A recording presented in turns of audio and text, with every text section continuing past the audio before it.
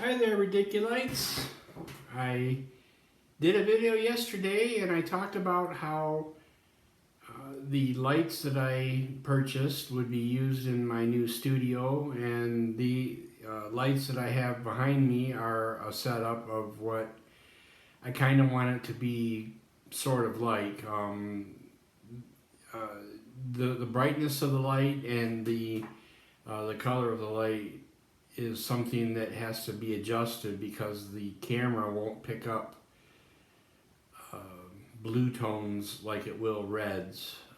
I think maybe oranges might be a close proximity of red, a little variable there. So the ability to do this studio build is thanks in part to my commitment to declutter my life in my house.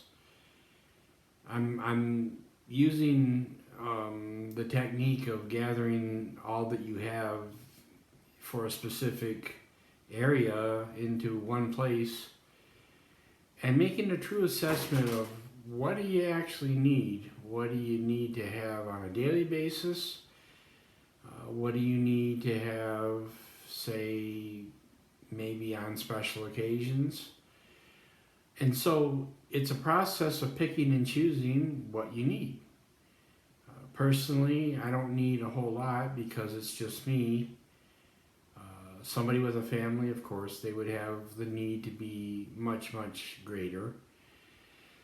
But the main thing is that there is going to come a time, if you truly are decluttering, when you're going to have to really make some hard choices. You're going to have to kind of get, I call it brutal. But looking at the background here, again, I need to play around with the lighting a little bit, but this is the type of a room. This is the type of environment. This is the type of atmosphere that I enjoy. My style sense is ultra-modern. So in other words, when I'm doing the videos of my declutter and minimalizing everything, you're probably not going to see a goose with the blue gingham dress and white apron. The country style is an interesting style, it's just not mine. I'm into the ultra-modern look, and minimalism fits that style well because part of the concept of the ultra-modern is to have a room that looks like an art gallery. It has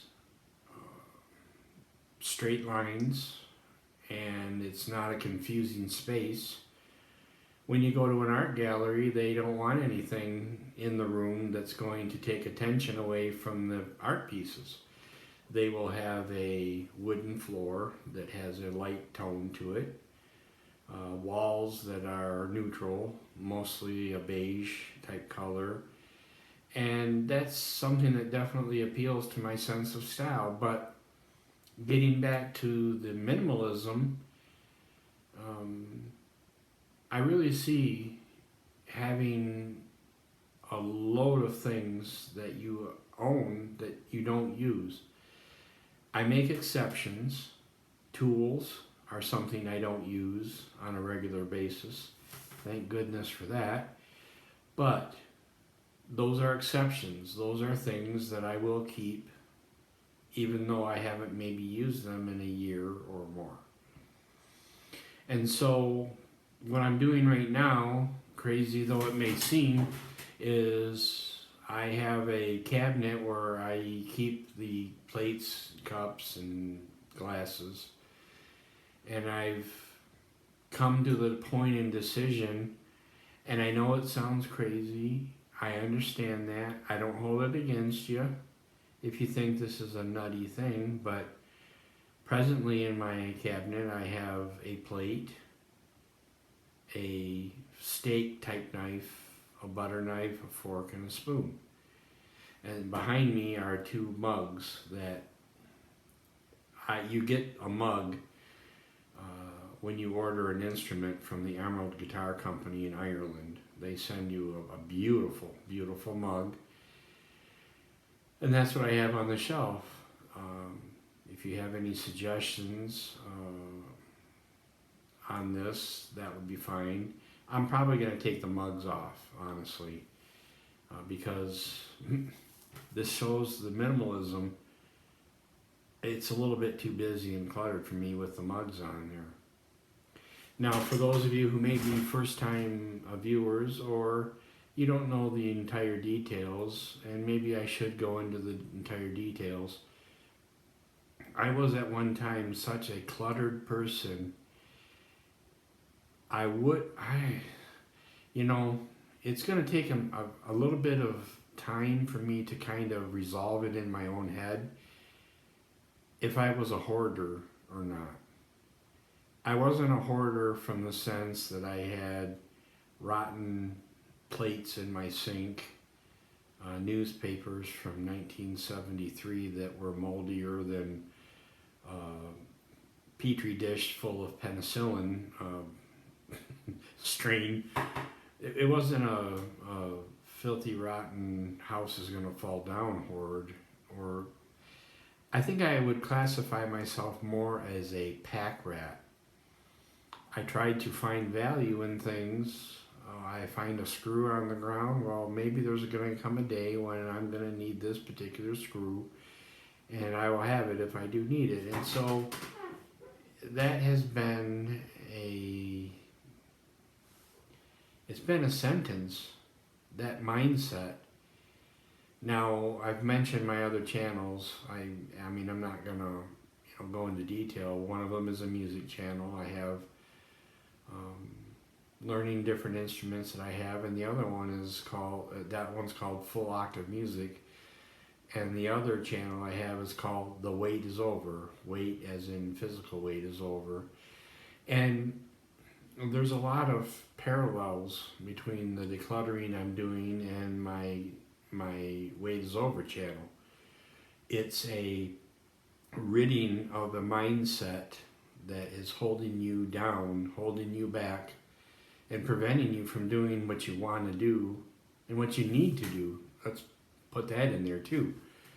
It's the Wait channel is getting the clutter of your mind and the clutter of your physical body, if it's in a state of clutter, which a lot of people are, and I certainly was. Okay.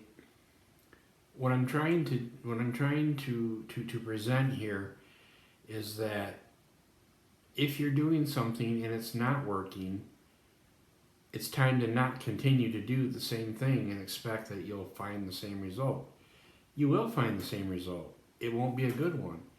So this is just a quick video, and as I'm going along the process, I'm beginning to develop more and more and more revelation and insight into exactly how deep in the hole I actually was.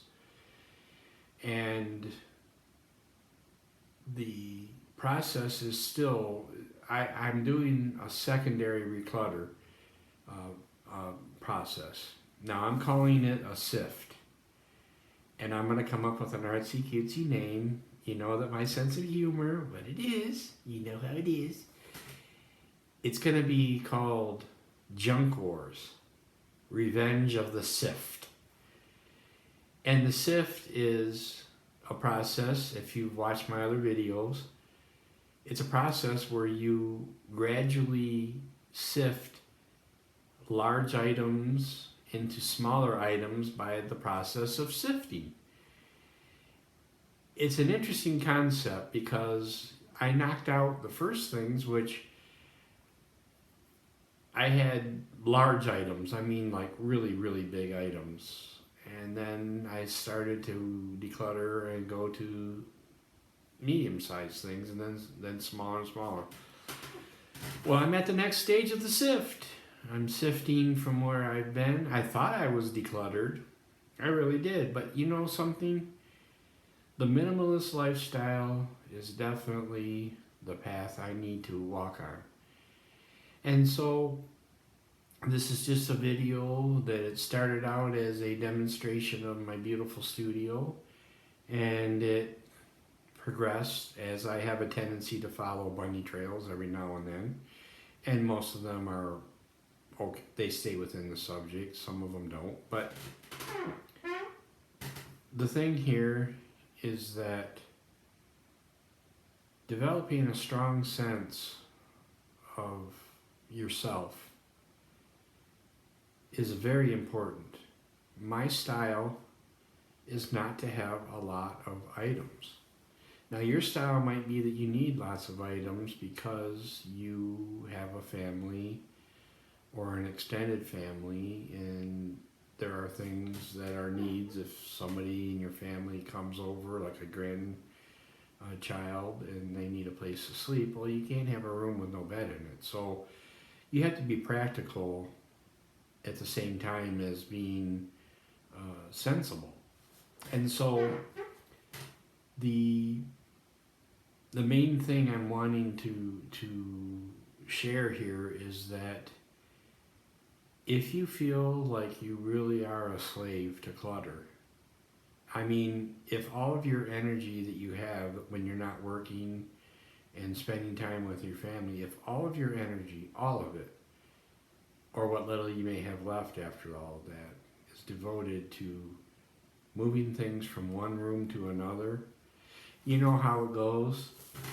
Those of you who are cluttery people, you know what I'm talking about. I don't need to explain it very far, but those of you who may not, you move clutter from one room to another. You call the room you move the clutter from clean and organized. But it's actually not clean and organized. It's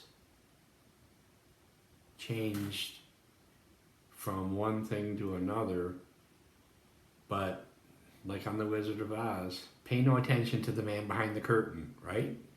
You know what I'm talking about. So let's walk this road, and if one falls and another is there to pick you up, that's what walking a journey is all about. Do you have somebody you can be accountable to?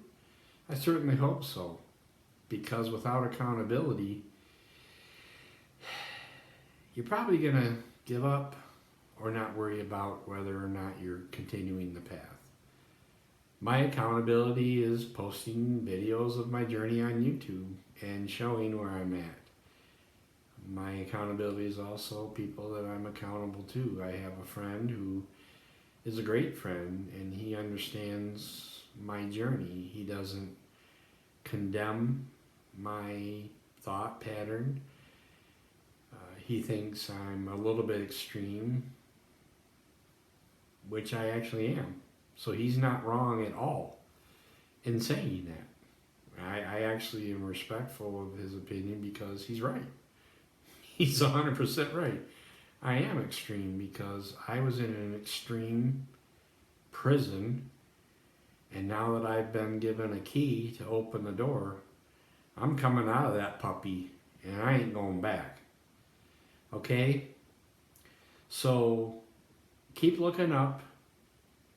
If you're in the middle of the journey, if you're starting the journey, or if you're in the same place I am, or you're beyond the place I am, let's just all be encouraging to one another that it's doable.